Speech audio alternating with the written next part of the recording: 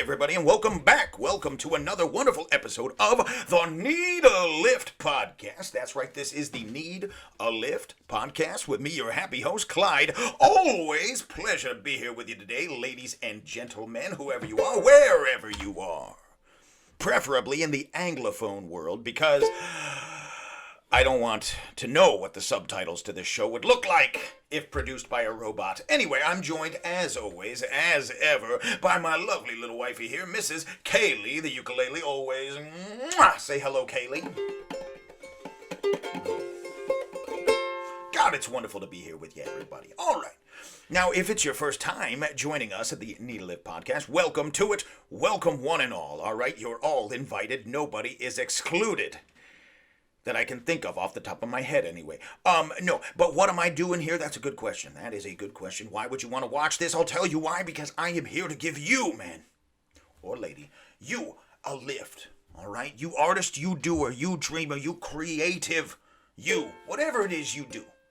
You musician, you poet, you roaster of coffee beans. You drawer of portraits of Margaret Thatcher in her bathrobe, you filthy little tiger, you. Whoever you are, I don't know who you are, and I don't know precisely what you do, but I do know that whatever it is you do, only you can do. And that's why it's important, and that's why the world needs you.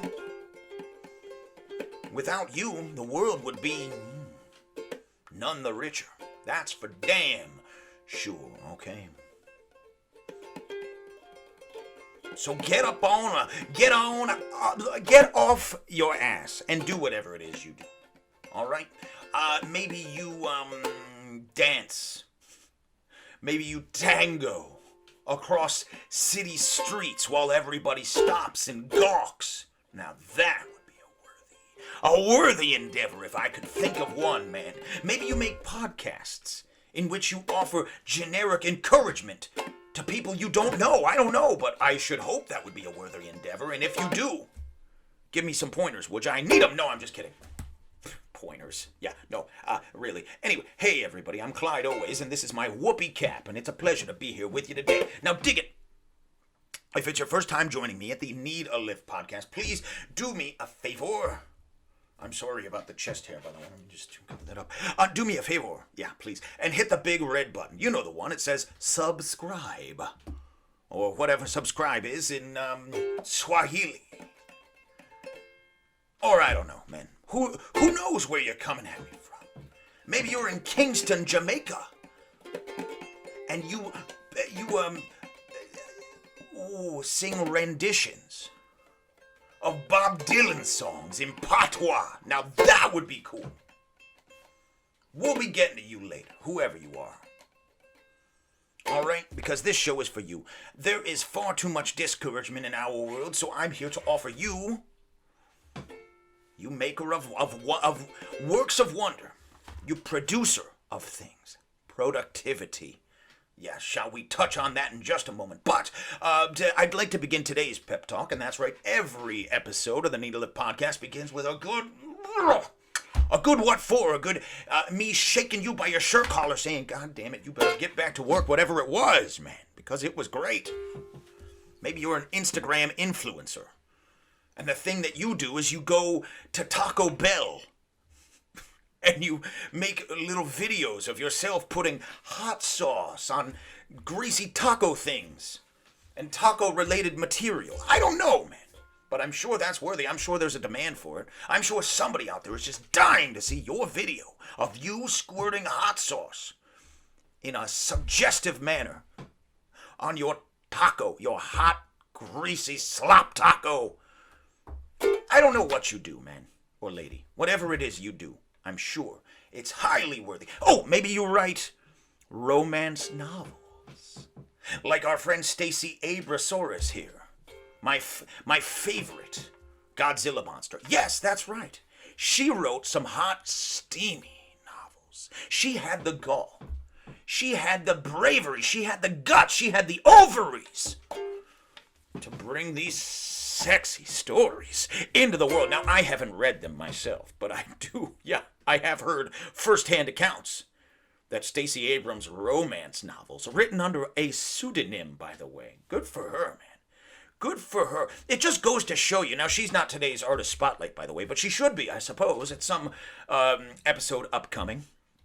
It goes to show that you can dip your toe.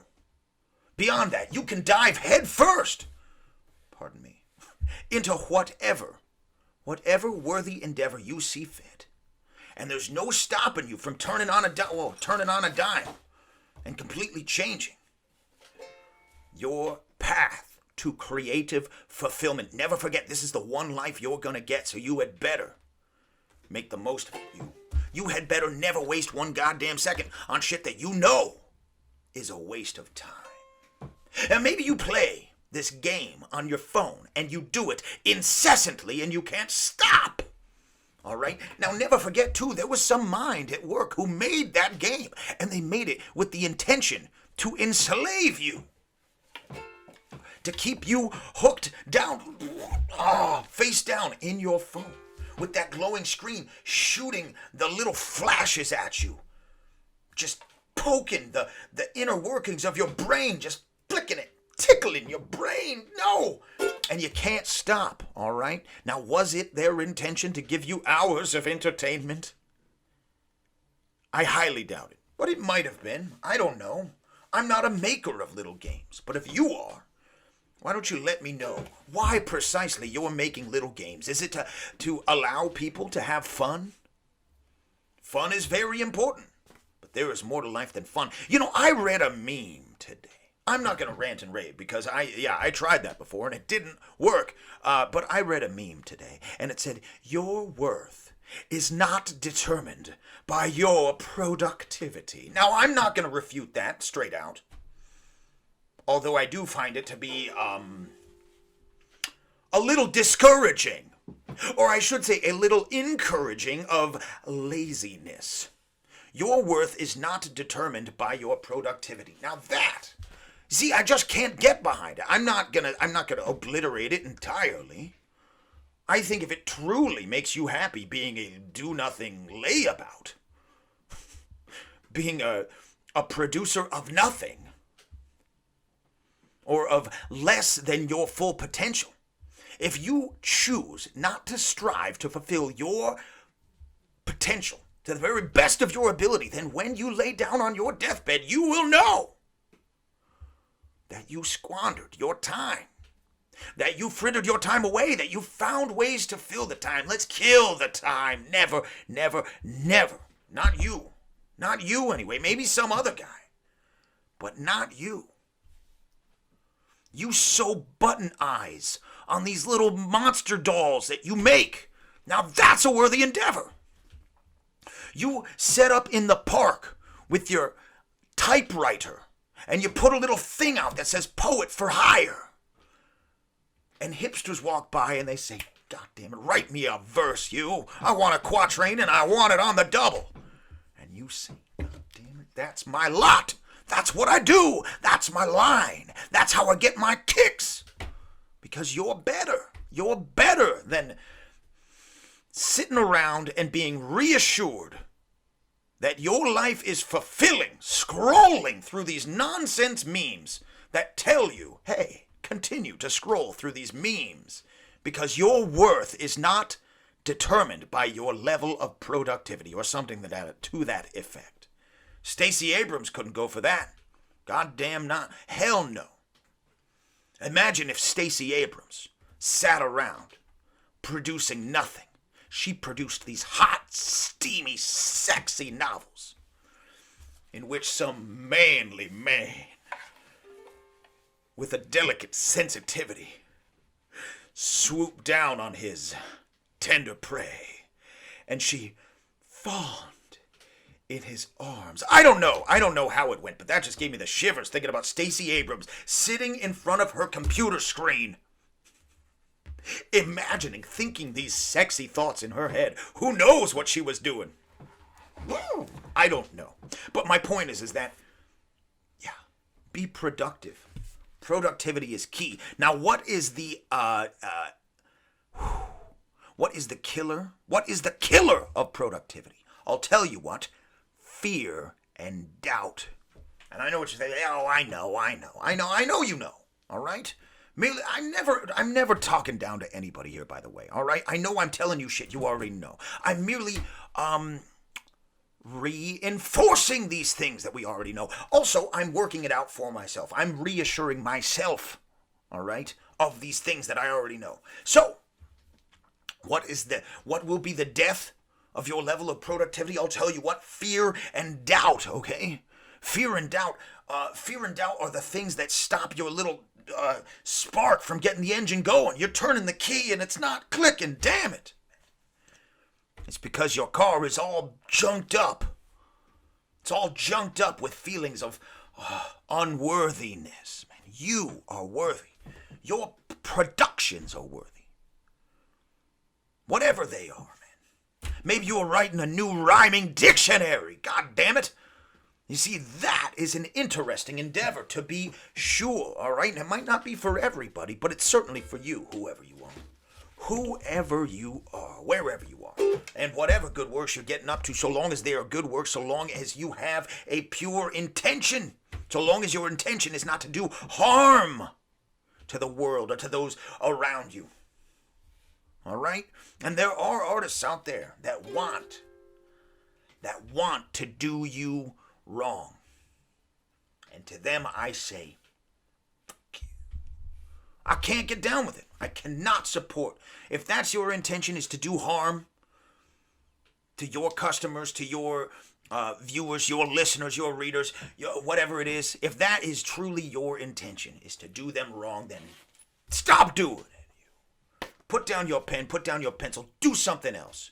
Go do something nice for yourself. But listen, if you're held up, if you know in your heart that you are destined for great things and that you could bring something into the world that only you can do, and sometimes you don't know it in your head, right? It's a feeling in your heart. Sometimes you know that you are ready to bring something great, something wonderful into the world, and there's something holding you back, all right? And you reassure yourself via some meme you saw on Instagram that, well, it's okay because my worth is not determined by my level of productivity. No, all right?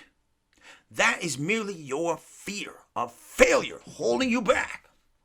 Your doubt. My late mentor, Stephen Coppell, told me one day when I was down in the dumps, when I was being a sad sap, he came along. No, he didn't come along. I expressed to him my dissatisfaction, and his response to me was, you, and he looked me right in the eye and he said this. He said, you will wrestle with self-doubt until the day you die. You will wrestle with it. You must wrestle with it. Never lay down. Never tap out on that match. Keep fighting. Keep fighting. Never stop whatever you do, okay? Because we all have to deal with it. Don't think you're special in that regard. Oh, I forgot so much self-doubt, damn it. I just doubt myself so much. Well, stop. Be brave. Take a chance. Take one step in the right direction. Just one goddamn step. You know you can do it.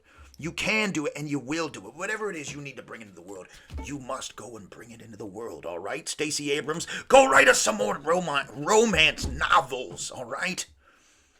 I mean, if you're a painter, if you're painting portraits, if you're painting landscapes, then you had better go get your palette out.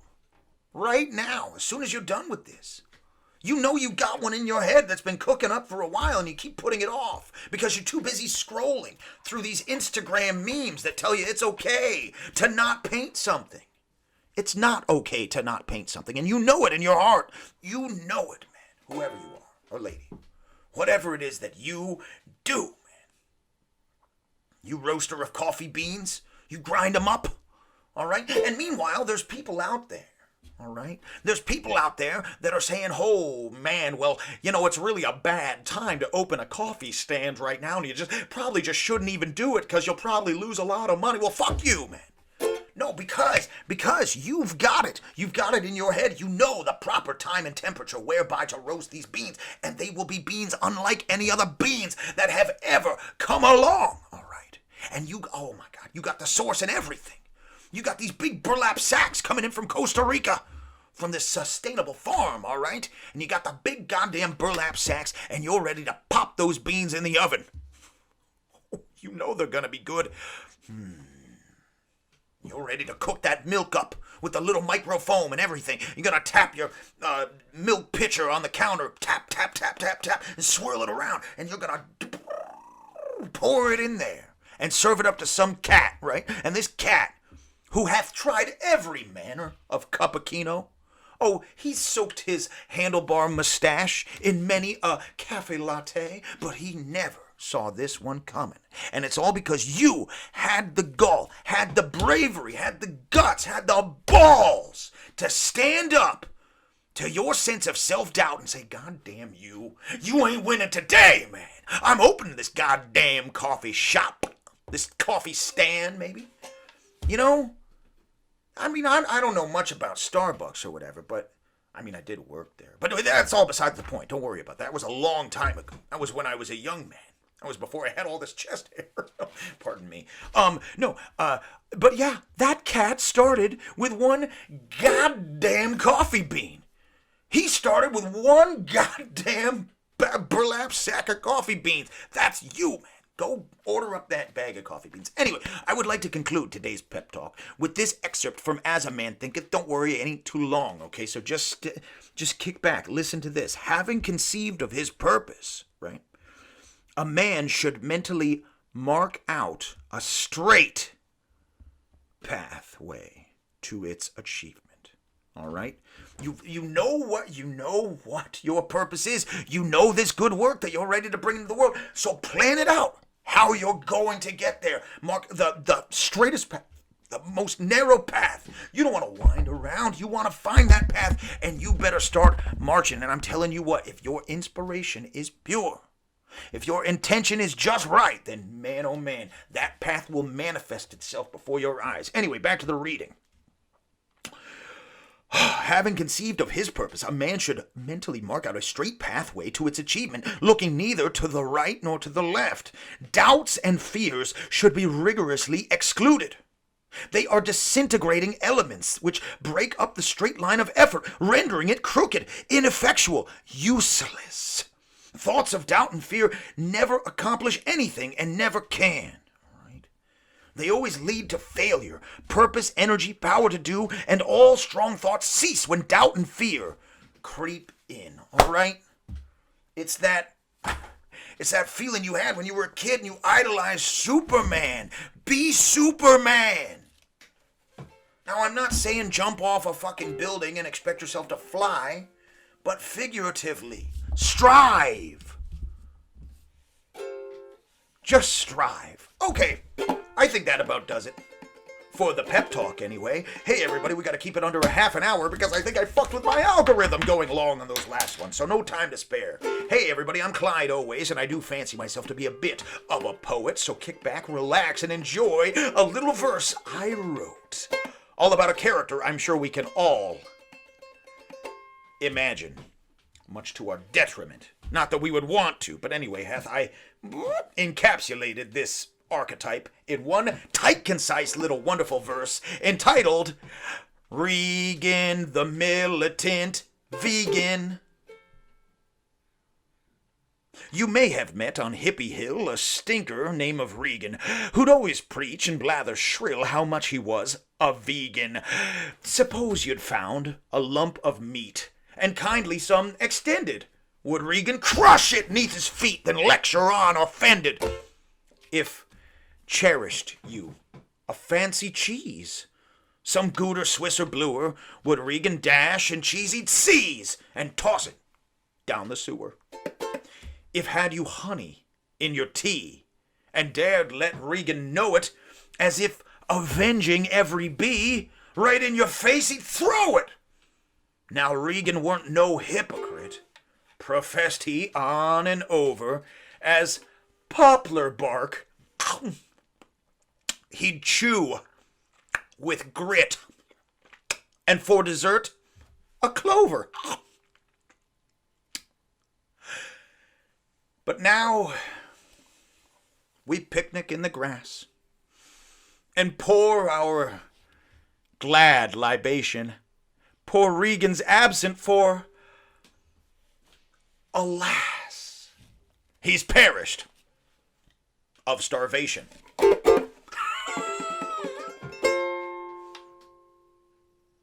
Be that a warning. That's a little fable, everybody. Don't go vegan, or you might just starve to death, all right? Because man cannot live on bread alone, all right? Get you a nice chunk of some chicken. Oh. Have a lamb chop. The lambs really don't mind, by the way. I went and interviewed the lambs. I conducted an interview. I said, "Pardon me, lamb, would you mind being eaten by me?" And he said, which I took to, mean, "No, of course not. Be my guest.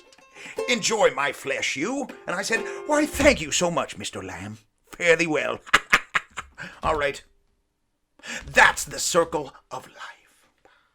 Anyway, back to the show. Hey, everybody, we have reached that pinnacle point in the episode where we are going to today's Artist Spotlight. That's right. Every week at the Knee Lift podcast, every Wednesday when I upload this, I feature one artist, one dreamer, one doer, one free thinker, okay? From across the span of history. It could be anybody. It could be Gilgamesh, for all I know. It could be, I don't know, Clyde the Glide Drexler, man. Making up those interesting basketball plays, man. I don't know nothing about basketball. I'm just saying, it could be anybody. It could be an engineer. It could be an architect.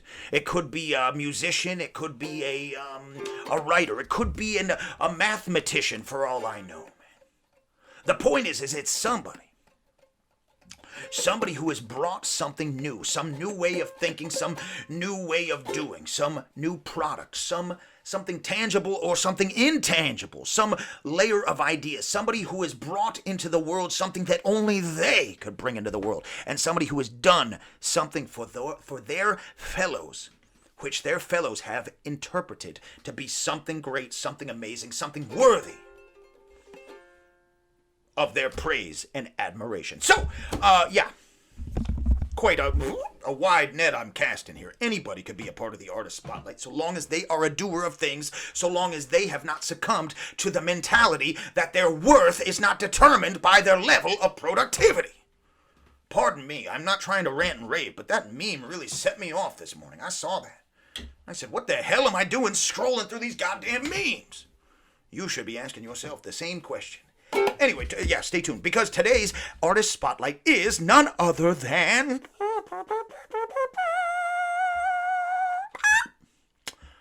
American musician, performer, and master of ceremonies, Cab Calloway. Cab Calloway, that's right. Now, kick back too, because the Artist Spotlight isn't a full-blown biography. I'm not going to give you all the deets, all right? You're going to have to look those up for yourself. I merely want to point out to you the existence of this person and express to you my enthusiasm for their good works, all right? And in Cab Calloway's case, Cab Calloway, all right? Cab Calloway was the ringleader of this wonderful band, all right? Entitled, wait for it, Cab Calloway and his Orchestra. Now, Cab Calloway would dress in these fabulous zoot suits, too. And Cab Calloway, he had an energy unrivaled, I think, to this day. I don't know. If there is a more energetic performer than Cab Calloway, I don't know him. And I pride myself on being an energetic performer, all right? So I really did take a page out of Cab Calloway's book as a vaudevillian myself. All right? Now dig this cat who was born in my hometown, by the way, Rochester, New York. Not that I was born there, but I grew up there. And Cab Calloway was born and bred in Rochester, okay?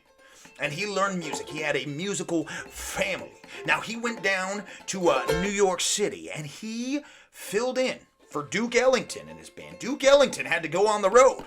There was the Cotton Club saying, hey, we need a band.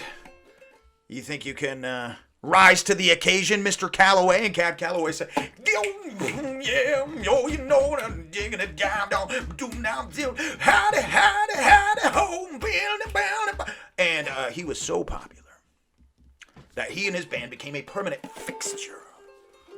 That's right, a permanent fixture at the Cotton Club. What's more, Cab Calloway, at the tender age of 23, was making, and I'm sourcing all of this from Wikipedia, by the way, so check my sources. I don't know if it's true. But apparently he was making, in the depths of the Great Depression, $50,000 a year. Now, I don't know what that comes out to in today's money, but that's a lot for a 23-year-old man. all right? And it's all because he had the gall and the audacity to go down to a place, too, where it was hostile. I mean, this is an industry where they're pretty hostile to people of his complexion, so to speak, all right? And the dude, he performed alongside Al Jolson. And they said, man, this guy is breaking this barrier into bits, all right? Cab Calloway.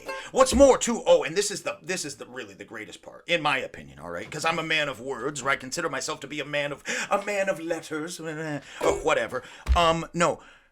Cab Calloway was a lexicographer. The dude made a dictionary of jive slang, all right? How fucking cool is that? You know what he was? He was never lazy, man. This was a hard-working guy. This was a guy, too, who had an ear and an eye for perfection. And he would accept no less from the people in his band. He was leader, master, and commander of that orchestra. A dancer, a tap dancer, a doer, man. And he looked good doing it, too.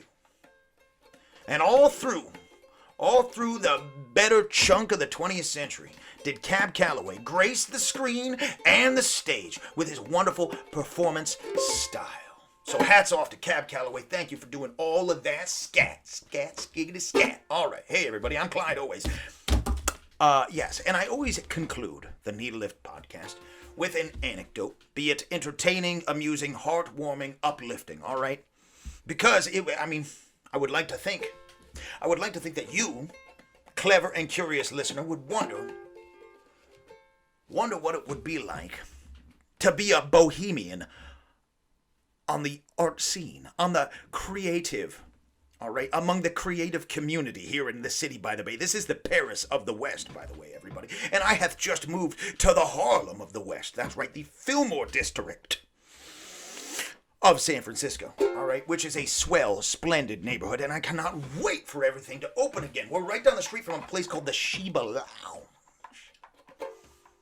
I want to be kicking it in there with that grand piano and feel the spirit of Duke Ellington and Ella Fitzgerald and Cab Calloway, okay? I want to feel that spirit. I want to know what it is to jump and jive, okay? I gotta know. Anyway, here I am, ladies and germs. Now, I just want to conclude with an anecdote about a time that I was purely fearless. And it felt good. It felt really good, okay? Because it's tough. There's a thing for performers called stage fright, and it's something by which I suffered much. Much. But there was one time when I was so productive in my preparation for this show, for this performance, because it was a big performance. And by all reasonable, thought, by all reasonable conclusions, you might assume that I would have been paralyzed with fear because it was a big show.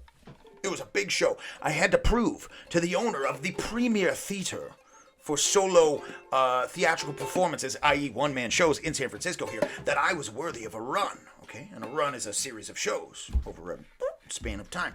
Anyway, I prepared week after week after week, month after month for that show. I had visual aids, man. I had art. I had props. I built the props. I'd rehearsed it to a T. I'd rehearsed it down to every last syllable.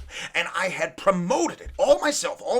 Every day I was up in the morning, bed at night, working all day long, getting ready for that goddamn show, okay? And when the moment came, when I walked out there, and I could just barely make out the faces in the audience, with the lights on me and everything. But I saw all of my friends. I saw all of my fellows, my colleagues, the people to whom I'd given a lift over the years. Because that's all I really want to do. And I'm starting to realize that more and more, all right? That I'm here. I'm here to let you know that I dig what you do, whatever it is, all right? And I performed that goddamn show without fear, not with one speck, one iota of doubt behind my eyes. It was pure fire bursting out into that crowd that night. And when I finished, when I took my bow, I stood back up and I saw them. They were standing. They were roaring. They were calling my name. They were slamming their hands together. And the feeling that washed over me brought me to my knees. And never before had I felt so worthy. In that moment, my worth was indeed determined by my level of productivity, and the people let me know just how worthy they found my productive achievements to be. So if you were in that audience that night, or if you weren't, you can go see it on YouTube. But might I say, thank you for allowing me to entertain you. And in the spirit of Cab Calloway, might I say, that's a wrap, everybody. We'll see you later, okay? Thanks for tuning in. Tune in next Wednesday for another episode of Needle Lift. This has been the Needle Lift Podcast with me, your happy host, Clyde Always. Joined as always, as ever, by my lovely little wifey, Mrs. Kaylee the Ukulele Always. And I got Stacey Abrams here with me, too. We'll see you later. Bye-bye.